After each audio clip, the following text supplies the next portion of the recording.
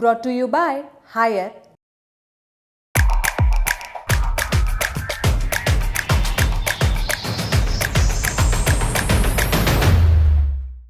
European union में Spain नाम का एक बहुत खूबसूरत देश है, वही जिसे हम सब ने जिंदगी न मिलेगी दोबारा में देखा था, जहां ऋतिक, फरहान और अभय देओल कभी टमाटर की बारिश में नहा रहे थे तो कभी सांडों के आगे आगे भाग रहे थे।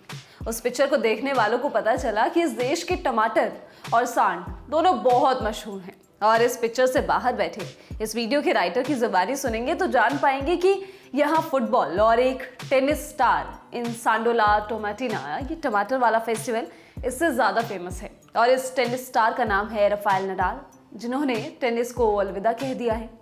नडाल ने सोशल मीडिया हैंडल के जरिए इस बात की जानकारी दी है।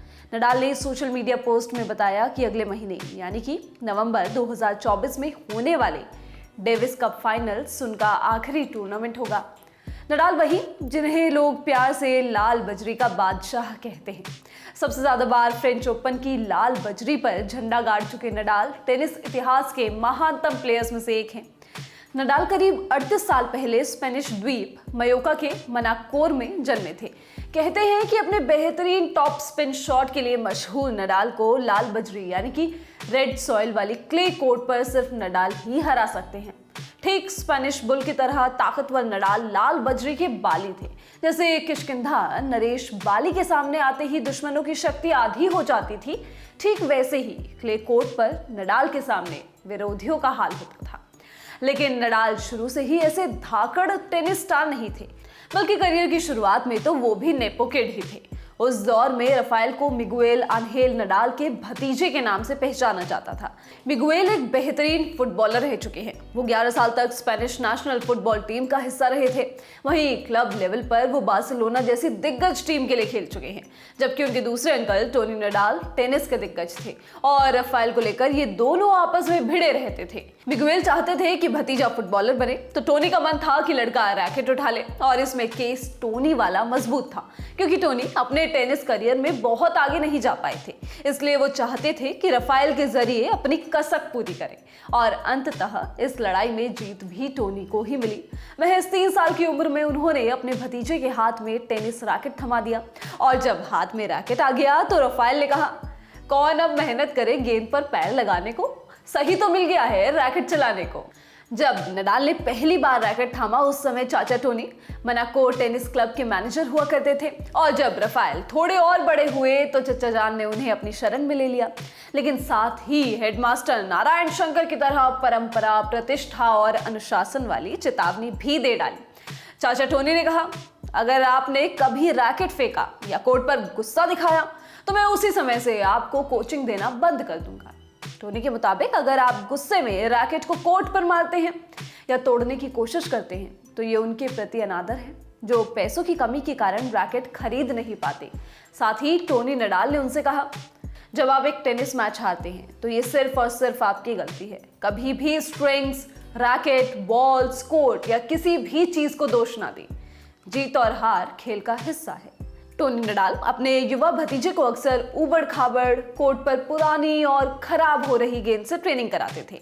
इसका मकसद उसे ये सिखाना था कि जीत या हार में कोर्ट की क्वालिटी, रैकेट, रोशनी, गेंद या मौसम की स्थिति का रोल नहीं होता, बल्कि आपके रवैये और अनुशासन के कारण होता है। नडाल ने जब करियर की शुरुआत की तो वो दोनों हाथों से समान रूप से टेनिस खेलते थे, लेकिन बाद में टोनी नडाल ने उन्हें बाएं हाथ से खेलने की सलाह दी। क्योंकि राफेल बाकी सारे काम दाएं हाथ से करते थे, इसलिए शुरू में तो उन्हें लगा कि चचा से गड़बड़ हो रही है, लेकिन बॉस तो चचा ही थे, इसलिए राफेल को मानना पड़ा और शुरू हुई लेफ्ट हैंड टेनिस। 7 साल की उम्र तक टेनिस नडाल के जीवन का अटूट हिस्सा बन चुका था। वो रेगुलर टेनिस की प्रैक्टिस करने लगे थे। हालांकि लगातार टेनिस खेलने के बाद भी उनका मन फुटबॉल की ओर ज्यादा था, और फिर वो दिन भी आया जब उन्हें दिल पर पत्थर रखकर बड़ा फैसला लेना पड़ा, और इस फैसले से फायदा हुआ टेनिस प्रेमियों का। नडाल ने फुटबॉल के जूतों पर टेनिस रैकेट को वरीयता दी, और जल्द ही उनका ये फैसला सही भी साबित हुआ। हालांकि राफेल आज भी टेनिस से समय निकालकर फुटबॉल मैच देखते हुए नजर आते हैं।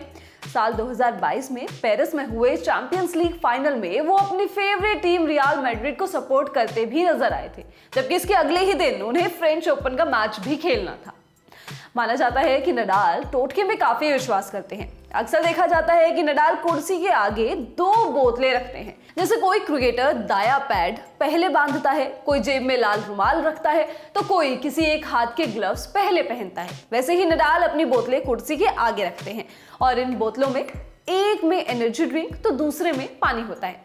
नडाल का उन्हें रखने का तरीका फिक्स है। बोतलों का लोगो कोर्ट की तरफ होता है। पीने के बाद वो दोनों बोतलें ठीक वहीं और उसी अवस्था में रखते हैं।